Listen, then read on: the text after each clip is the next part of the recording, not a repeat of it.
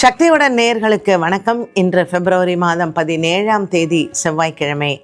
மேஷராசி அன்பர்களுக்கு இன்று அமாவாசையில் அன்னதானங்கள் செய்யலாம்.